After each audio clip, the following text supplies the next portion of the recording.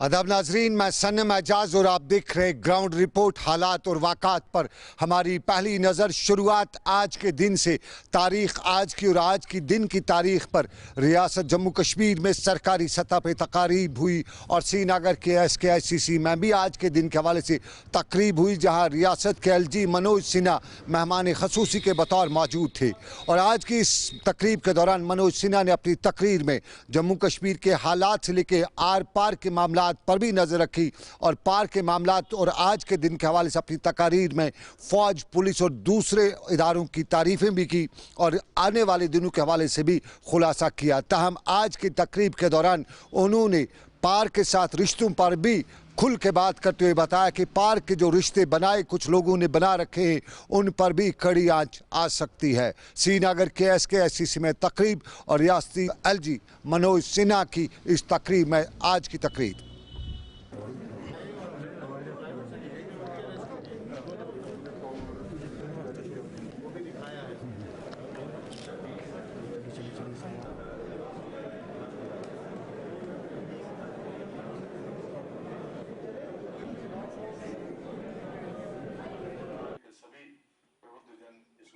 जम्मू कश्मीर की नई पीढ़ी के नौजवानों को शायद न मालूम हो किस तरह से पाकिस्तानी हुक्मरान और वहां की फौज ने ऑपरेशन गुलमर्ग के जरिए हमारे बेगुनाह भाइयों का बेरहमी से कत्ल किया, हमारे घरों को जलाया, हमारी बहनों और बेटियों की असमत लूटी।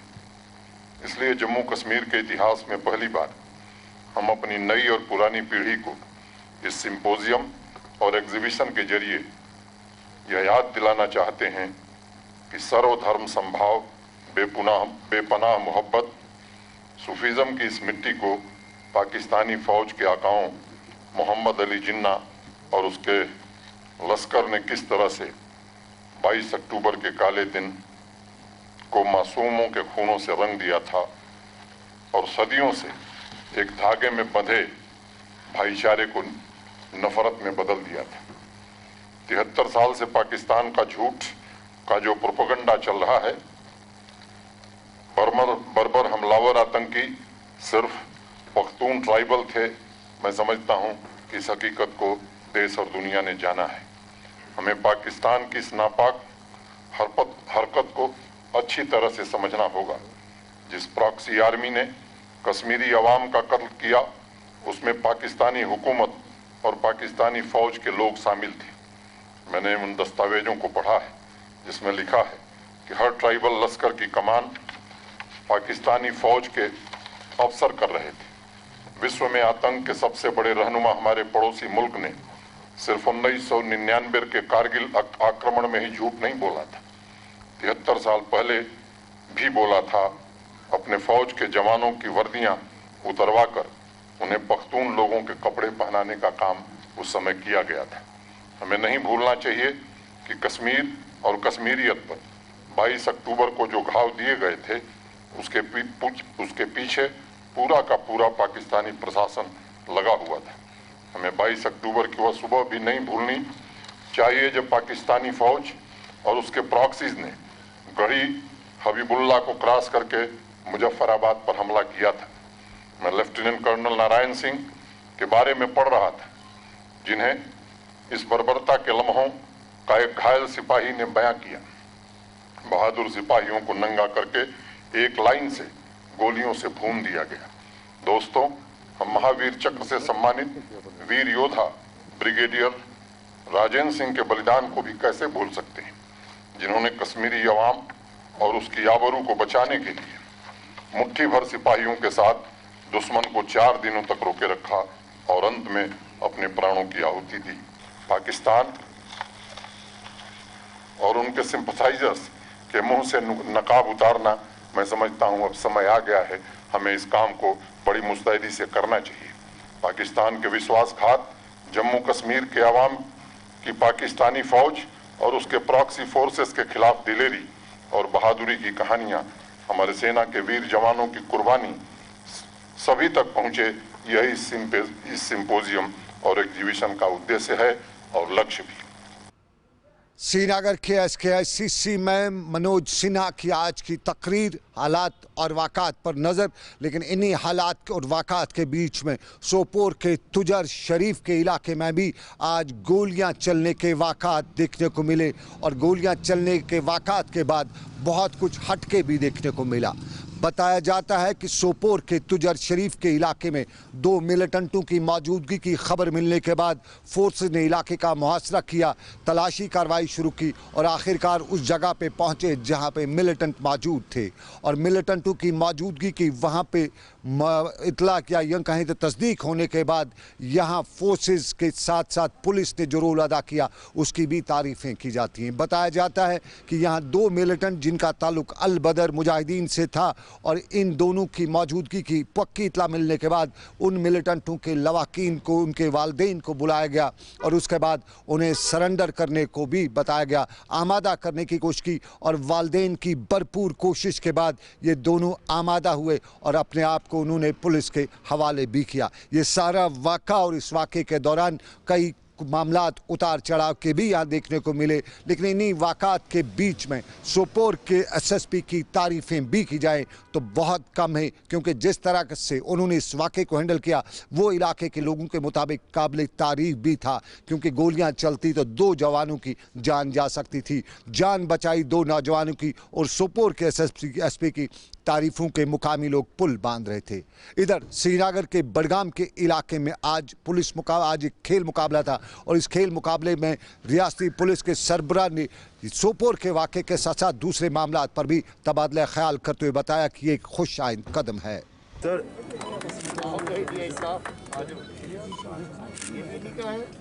प्लेटफॉर्म पहले भी हमें सर ने कहा था कि ये टीम भरपूर हौसला अफजाई कीजिए इस टूर्नामेंट से बेहतरीन खिलाड़ी इम्तियाज का, जिसने अपने को बहुत लुत्फानंदोज किया, हमने हासिल किया है खूबसूरत ट्रॉफी आज सर थोड़ा नीचे। हमारे खिलाड़ियों को, हमारे नौजवान बच्चों को एक ऐसा मौका मिले, प्लेटफॉर्म मिले कि इस माहौल में जब थोड़ा सा मायूसी का माहौल कोविड के दौर में पैदा हुआ है, उसके अंदर ये बच्चे पॉजिटिविटी लाएं और सबके सब बच्चे पार्टिसिपेट करें और बाकी लोगों को देखने का मौका मिले कि जहाँ पर एक अच्छी इवेंट ऑर्गेनाइज हुई है। इसके साथ ही इसका एक और मकसद ये था कि जो अमन का माहौल सबकी कोशिशों की वजह से यहाँ पर पैदा हो रहा है, उस अमन के माहौल को और मजबूत करें और मुझे उम्मीद है कि उस दिशा में भी ये एक पॉजिटिव कदम था। हमारी कोशिश है कि जो अपना रास्ता भटक कर के बच्चा दाएं बाएं हो गया है उसको भी वापस लौटने का मौका दें, ताकि फिर से अपने फैमिली के साथ मिल जाए और अपनी ज़िंदगी को फिर से ठीक राह पे चलाने की कोशिश करें। सिचुएशन बिल्कुल अंडर कंट्रोल है, सिक्योरिटी ग्रिड बॉर्डर के ऊपर बड़ी मजबूती से तैनात है, बावजूद इसके कि सैकड़ों कोशिशें जो हैं पाकिस्तान की तरफ से, पाकिस्तान की एजेंसियों की तरफ से की गई कि वहाँ से ज़्यादा इन्फिल्ट्रेशन करवाएं, कामयाबी बहुत कम हासिल हुई, मगर फिर भी कामयाबी कुछ हद तक उनको मिली। इन्फिल्ट्रेशन हुई मगर पिछले साल के मुकाबले में काफ़ी कम हुई। इसके साथ साथ और एक जो इनका सिलसिला नया है सीज़ फायर वायलेशंस का पाकिस्तान की तरफ से, वो इंटरनेशनल बॉर्डर पे और LC के ऊपर दोनों तरफ काफ़ी बड़ी तादाद में उसके वाक़यात पेश आते रहे, जिसके बीच में कोई सिविलियन जाने जाया हुई, लोगों का नुकसान भी हुआ। सिविलियन टारगेट्स के ऊपर फायरिंग पार से की गई जिसकी हम मजम्मत करते हैं सख्त लफ्ज़ों में, और इसके साथ कुछ फ़ौज के हमारे जवान हैं उनकी भी शहादत हुई, कुछ लोग जख्मी हुए। ये सिलसिला पहले से काफ़ी तेज़ रहा मगर उसका मुंह तोड़ जवाब इधर से फोर्सेस जो तैनात हैं वो देती रही और आइंदा भी। और अब छापामारी की खबरें। कश्मीर में छापामारी आम सी बात और आज भी छापामारी, और आज की छापामारी श्रीनगर में इनकम टैक्स डिपार्टमेंट की जगह की जानिब से 2 जगहों पर छापे डाले गए, तलाशी कार्रवाई भी ली गई और बताया जाता है कि इनकम टैक्स डिपार्टमेंट को यहाँ कई अहम सबूत भी मिले हैं और इनकम टैक्स डिपार्टमेंट ने इसका दावा भी किया है। श्रीनगर के MS माल रेजिडेंसी रोड के इलाके में ये छापे डाले गए और यहाँ पे कई घंटों तक तलाशी कार्रवाई जारी रखी गई और बताया जाता है कि यहाँ पे कुछ ताजरों की से ये पूछताछ भी की गई और इन ताजरों पर इल्ज़ाम है कि उन्होंने अपनी जायदाद के गोशवारे जो हैं उनको छुपा के रखा था और महकमा इनकम टैक्स के साथ टैक्स की अदायगी के सिलसिले में धोखाधड़ी से काम लिया था। श्रीनगर में पुलिस की छापामारी, इनकम टैक्स डिपार्टमेंट की, माफ़ कीजिएगा, इनकम टैक्स डिपार्टमेंट की छापामारी, लेकिन सोपोर बांडीपोरा के जुर्मज के इलाके में पुलिस की अहम कार्रवाई, और इस कार्रवाई में एक सनसनीखेज खुलासा भी पुलिस ने तश्तज़बाम किया है। बांडीपोरा के जुर्मज में याद होगा आपको 12 अक्टूबर इस महीने की 12 तारीख को एक सरपंच की मौत का वाक़ा पेश आया। तब बताया गया कि इसने खुदकशी की, खबर बनी, पुलिस ने कार्रवाई शुरू की, लेकिन बांडीपोरा पुलिस की कार्रवाई में इस वक्त एक नया सनसनीखेज मोड़ मिला जब पुलिस को ये शुबा हुआ कि इस मामले में कहीं न कहीं मामला खुदकशी का नहीं कत्ल का है। और फिर पुलिस ने अपनी तहकीकात शुरू की और तहकीकात के दौरान मालूम यही हुआ कि इस शख्स को अपनी शरीक हयात ने अपने दोस्त के साथ मिलकर कत्ल किया था। और इस सारे मामले में 35 साल सरपंच की खुदकशी के मामले में डीएसपी बांडीपोरा के सरबराही में बनाई गई कमेटी ने सनसनीखेज खुलासा करते हुए बताया कि शहजाद अहमद डार और इस शख्स के बीवी के ताल्लुकात थे, और उन्हीं ताल्लुकात के पस मंज़र में बीवी ने पहले अपने शौहर को कुछ खिलाया, उसके बाद उसकी मौत उसको हलाक कर दिया, और उसके बाद उसको फांसी का फंदा लटका दिया। और फांसी के फंदे पर लटकाने की वजह यही थी कि ये खुदकशी का रंग ले, लेकिन कत्ल छुपता नहीं है, कत्ल के नताइज सामने आ ही जाते हैं। और बांडीपोरा पुलिस ने सभी टेक्नोलॉजी का इस्तेमाल करते हुए बिलाखिर पकड़ ही लिया कि कातिल कौन, और फिर उसकी अहलिया और उसके दोस्त दोनों को पुलिस ने गिरफ्तार करके एफआईआर नंबर 116/220 ज़ेर दफ़ा 302 आईपीसी के तहत मुकदमा दर्ज कर लिया। गिरफ्तारी भी दोनों का अमल में लाई गई है।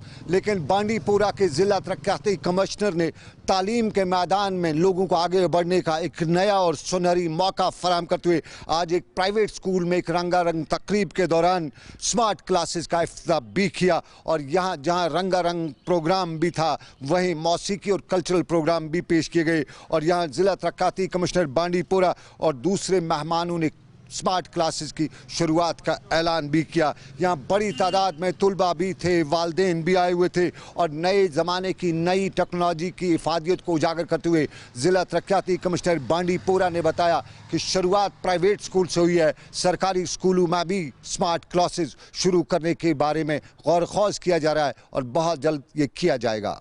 इस प्रोग्राम के सिलसिले में मैं आपको कुछ बताऊं कि बांडीपोरा आब, इल्म और अदब में बहुत ही मशहूर है, लेकिन टेक्नोलॉजी में हम थोड़े से कुछ पीछे थे। बड़े बड़े स्कूलों में लोग अपने बच्चों को दाखिला करना चाहते थे जहां पे स्मार्ट क्लास और भी कुछ एक्टिविटी है। ये इंटरनेशनल दिल्ली पब्लिक स्कूल जो बांडीपोरा में हमने यहाँ पे मुनक़द किया, यहाँ पे जो लाया, इसमें हमने जो टेक्नोलॉजी बड़े बड़े स्कूलों में है वो टेक्नोलॉजी हमने यहाँ पे बच्चों के लिए मैसर कर दी। बांडीपोरा में स्मार्ट क्लासेस, लेकिन सरकार की इंतज़ामिया जवाब दे इंतज़ामिया बनने की भरपूर कोशिशें कर रही है।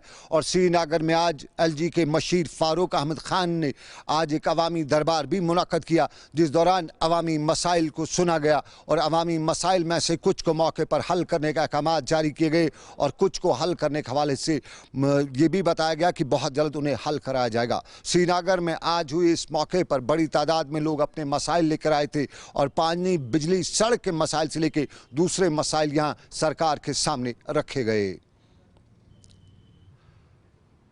अवाम के मसाइल और अवाम के मसाइल में गिरां फरोशी भी है, और इसी गिरां फरोशी पर कंट्रोल करने के लिए आज अमूर सार्फिन व तकसीम कारी महकमे यानी CAPD ने आज श्रीनगर में कई जगहों पर छापे भी मारे और 93,000 से जायद का जुर्माना भी वसूल किया। श्रीनगर में डायरेक्टर अमूर सार्फिन व अवामी तकसीम कारी ने बताया कि सरकार ने तहिया कर रखा है कि किसी भी शख्स को गिरां फरोशी की इजाज़त नहीं दी जाएगी।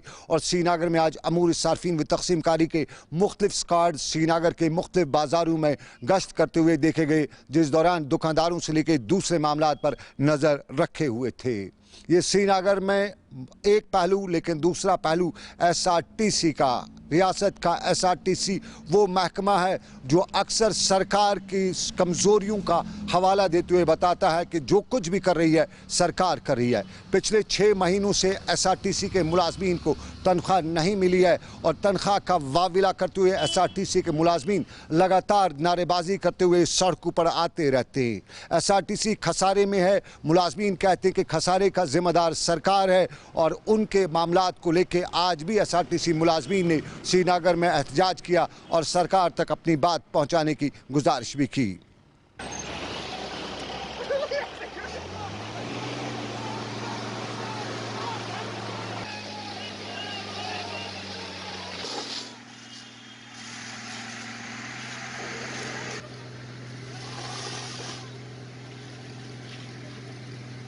अरे साहब मारो, क्या मारो, दूर रहे।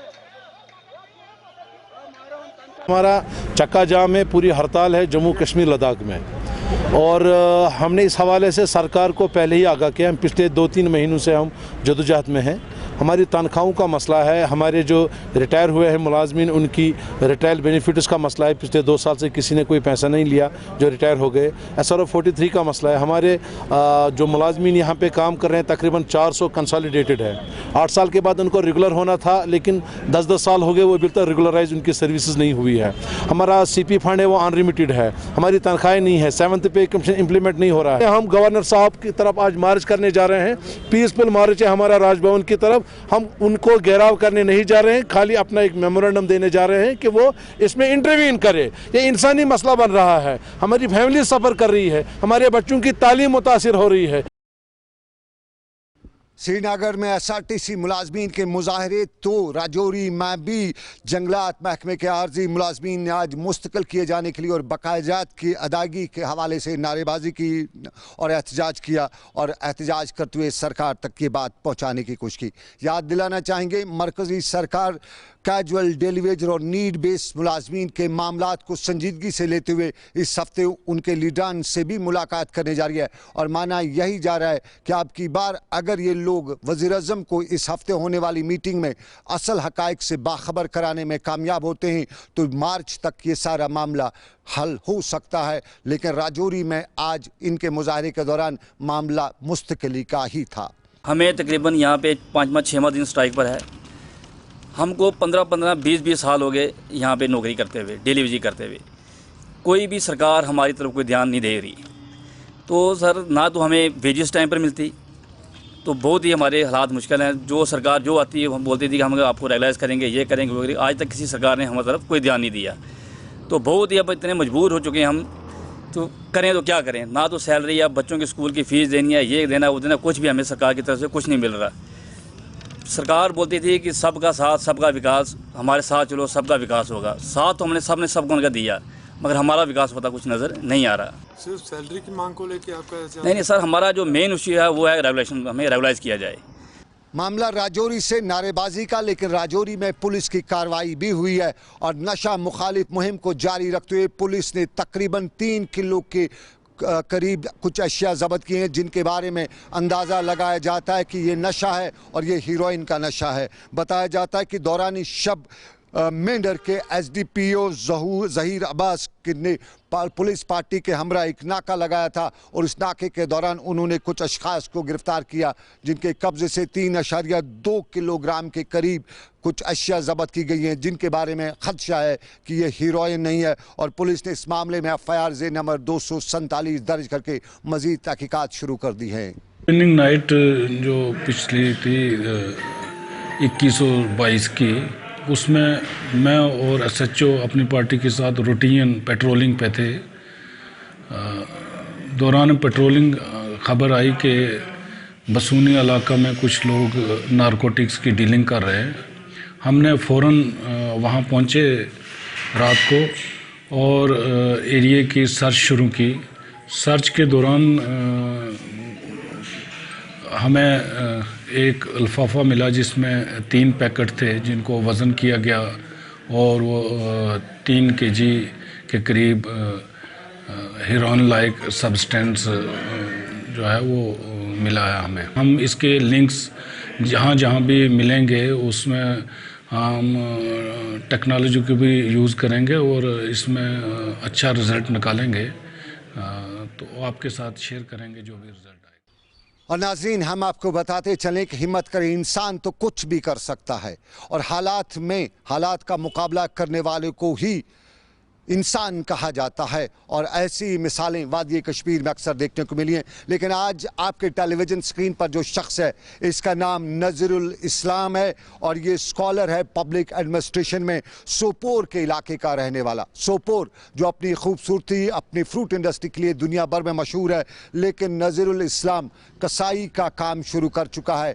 PhD ये स्कॉलर है पब्लिक एडमिनिस्ट्रेशन में और नज़रुल इस्लाम हाथीशाह सोपोर का रहने वाला, पुराना शहर सोपोर का और वहाँ का रहने वाला। और सोपोर में तारजू सड़क पर, सोपोर तारजू सड़क पर इसने कसाई की दुकान खोल रखी है। नौकरी नहीं मिली तो अपना कारोबार, और अपना कारोबार करते हुए ये जहाँ पोस्ट ग्रेजुएशन कर चुका है पब्लिक एडमिनिस्ट्रेशन में, वहीं पे रिसर्च भी कर रहा है पब्लिक एडमिनिस्ट्रेशन में। उसके साथ साथ नज़रुल इस्लाम इग्नो में एज एन एकेडमिक काउंसलर भी काम कर रहा है और शनिचर के एतवार के दिन ये बच्चों को यहाँ पढ़ाता भी है। लेकिन कसाई का काम करते हुए ये अपने वालिदैन और अपने रोज़गार तलाश कर रहा है। और नज़रुल इस्लाम की इस कार्रवाई को, इस काम को इलाके के लोग सराह रहे हैं, क्योंकि कोई भी काम छोटा नहीं होता है, कोई भी काम किया जा सकता है।